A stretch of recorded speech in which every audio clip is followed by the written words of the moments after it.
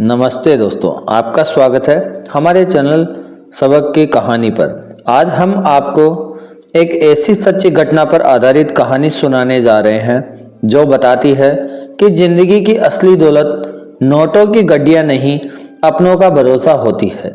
और जब वही भरोसा टूटता है तो दिल का टूटना स्वाभाविक है, पर कभी कभी टूटा हुआ दिल ही सबसे मजबूत होकर खड़ा होता है। यह कहानी है इंदौर की रहने वाली श्रीमती कमलाबाई की। लोग उन्हें कमला आंटी कहते थे। उम्र 68 साल, पति स्वर्गवासी हो चुके थे, इकलौती बेटी प्रियंका और दामाद रोहन। एक सामान्य सी दोपहर कमलाबाई शहर के पुराने सरकारी अस्पताल की बेंच पर बैठी थी। थकान थी मगर आंखों में अजीब सी शांति। तभी फोन बजा। प्रियंका का आवाज बर्फ जैसी ठंडी।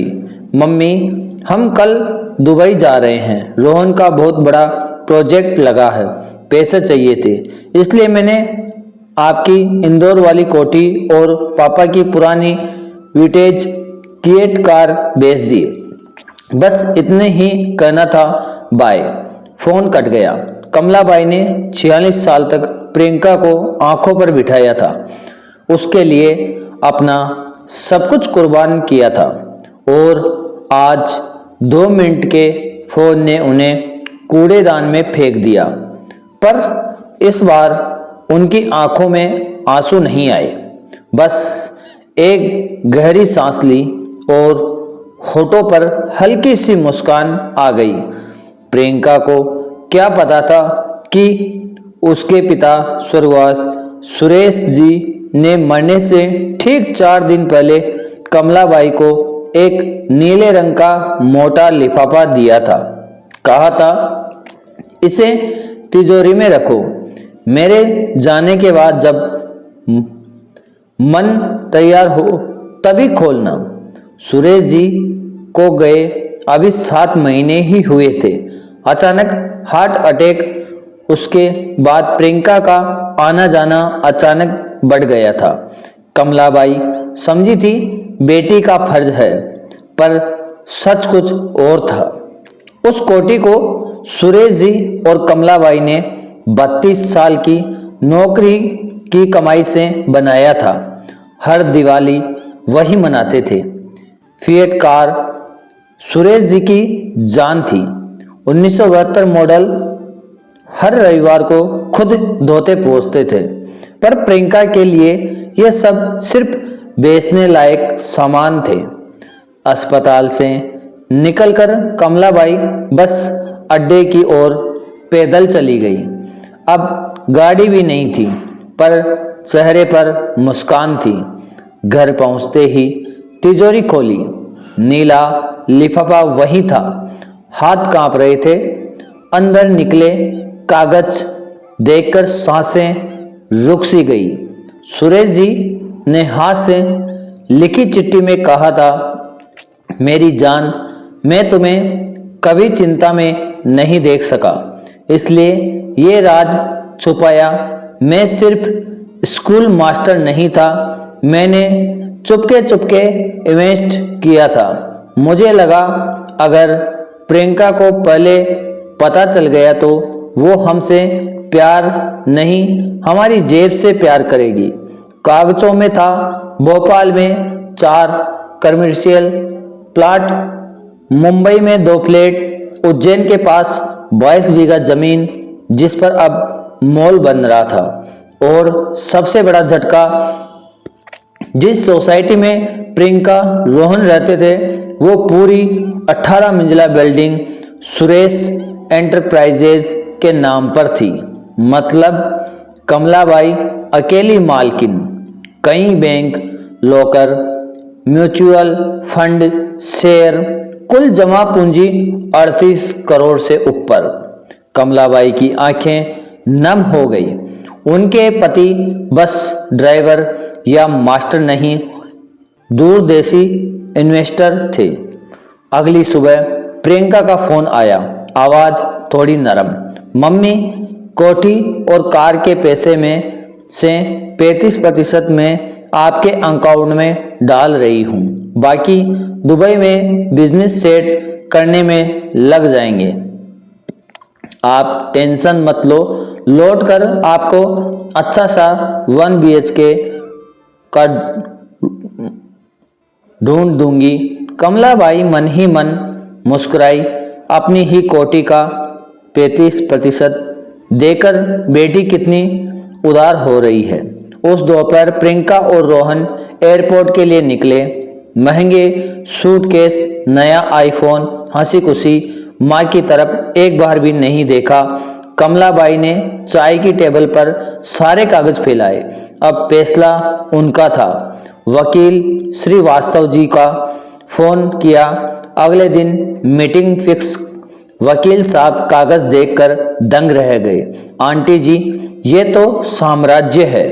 कोटी की सेल डीड रद्द हो जाएगी। प्रियंका के पास पावर ऑफ अटर्नी की गलत इस्तेमाल किया है, हम केस कर सकते हैं। कमलाबाई ने मना किया। नहीं, मैं बदला नहीं, सबक सिखाना चाहती हूँ। सब कुछ चुपचाप मेरे नाम वापस करवाइए, खासकर वो बिल्डिंग जहाँ प्रियंका रहती है। अगले 2.5 महीने कमलाबाई 2 जिंदगी जीने लगी। बाहर से गरीब विधवा, अंदर से मालकिन। पड़ोसन सुशीला आंटी दया दिखाने आती।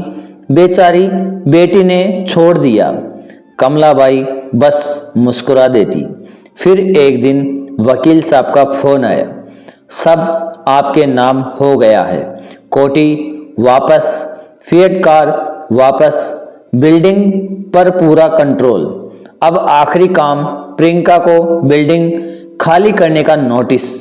दुबई में प्रियंका रोहन का सपना टूट चुका था। रोहन का बड़ा प्रोजेक्ट फ्रॉड निकला, कर्ज का पहाड़। रोहन ने किसी रशियन मॉडल के साथ भागने की कोशिश की, पुलिस पकड़ लिया। प्रियंका अकेली भारत लौटी। अपार्टमेंट पहुंची तो चौकीदार ने कहा, मैडम चाबी काम नहीं कर रही, नया लॉक लगा है और दरवाजे पर चिपका था। 30 दिनों में फ्लैट खाली करें। सुरेश एंटरप्राइजेज। अगली सुबह 7 बजे फोन। प्रियंका रो रही थी, मम्मी मुझे कोई नोटिस आया है, घर खाली करना पड़ेगा, मैं कहाँ जाऊंगी?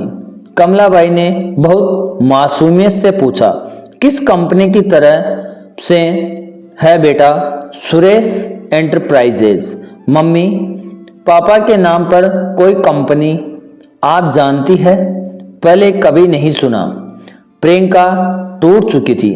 रोहन जेल में, कर्ज, कोई जॉब नहीं।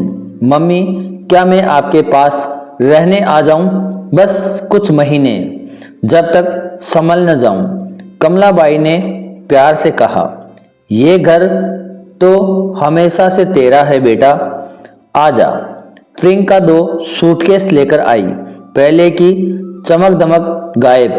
धीरे धीरे उसने कमलाबाई से माफी मांगी। रात में मॉल सिक्योरिटी गार्ड की जॉब करने लगी। थक कर आती तो माँ पैर दबाती। फिर एक दिन कमलाबाई उसे वकील साहब के ऑफिस ले गई। वहाँ सारी सच्चाई खुली। प्रियंका रोते रोते माँ के पैरों पर गिर पड़ी। आपको सब पता था, फिर भी आपने मुझे इतना दर्द क्यों सहने दिया? कमलाबाई ने उसका सिर सहलाया। क्योंकि बेटा, कुछ सबक पैसे से नहीं, दर्द से ही आते हैं। मैं चाहती तो तुझे पहले दिन ही बचा लेती, लेकिन तब तू फिर वही गलतियां दोहराती।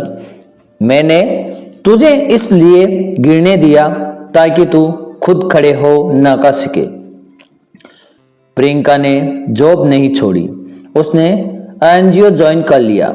जो औरतें पति या बच्चों से ठुकी जाती है, उनकी मदद करने लगी। कोठी को दोनों माँ बेटी ने मिलकर आशा सदन बनाया, जहां ऐसी औरतें कुछ महीने रुककर नई जिंदगी शुरू करती है। आज भी प्रियंका रात में ड्यूटी करती थी। कहती है, ये मेरी सज़ा नहीं याददाश्त है कि मैं कभी क्या थी और अब क्या बनना चाहती हूँ। कमलाबाई और प्रियंका अब माँ बेटी नहीं, दो सहेलियाँ हैं जो एक दूसरे को चुनकर साथ रहती है, मजबूरी से नहीं। दोस्तों, कमलाबाई ने बदला नहीं लिया, उन्होंने सुधारा, क्योंकि सच्चा प्यार वही है जो ज़रूरत पड़े तो दर्द भी दे सके ताकि इंसान सुधर जाए। आपको ये कहानी कैसी लगी कमेंट में ज़रूर बताएं कि प्रियंका का बदलाव आपको कैसा लगा। अगर कहानी दिल को छू गई हो तो लाइक, शेयर और सब्सक्राइब करना ना भूलें। अगली कहानी तक अपना और अपनों का ख्याल रखिए। नमस्ते। और बेल आइकन ऑल करना ना भूलिए, जिससे आपको नई नई कहानियाँ मिलती रहे।